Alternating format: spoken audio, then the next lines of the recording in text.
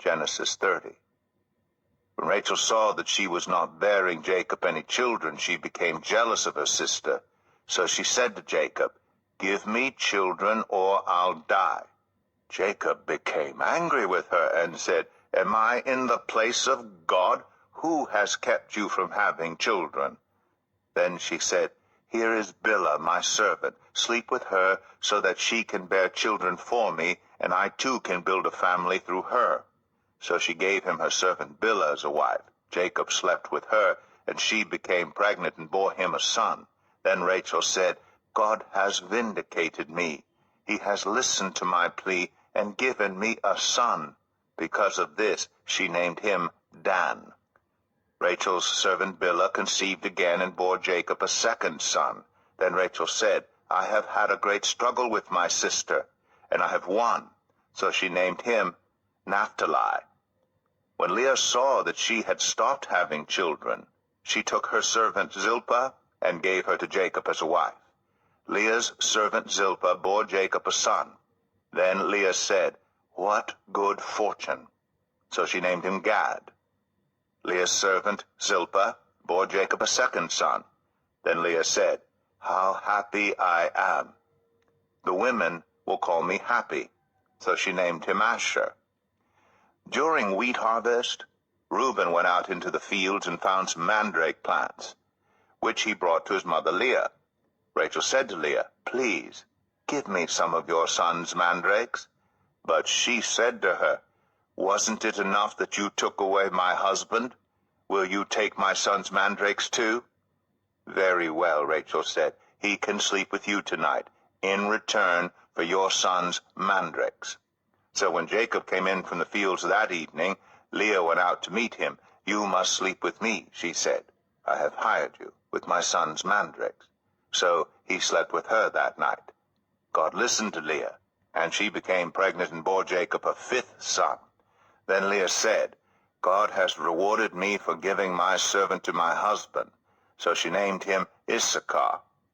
Leah conceived again and bore Jacob a sixth son. Then Leah said, "God has presented me with a precious gift. This time my husband will treat me with honor because I have borne him 6 sons." So she named him Zebulun.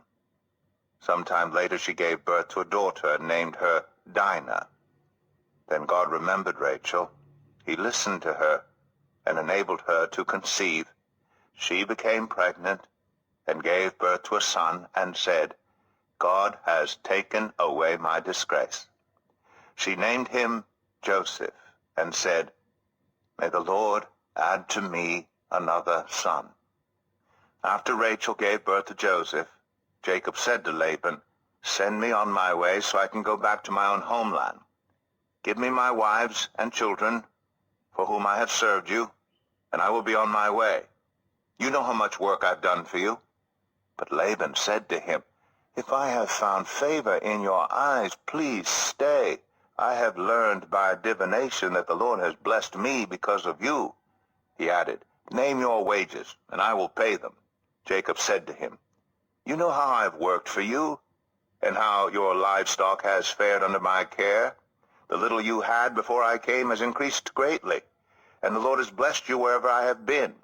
But now, when may I do something for my own household?" "What shall I give you?" he asked. "Don't give me anything," Jacob replied. "But if you will do this one thing for me, I will go on tending your flocks and watching over them.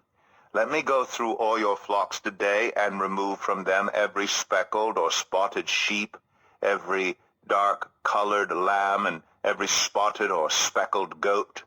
They will be my wages.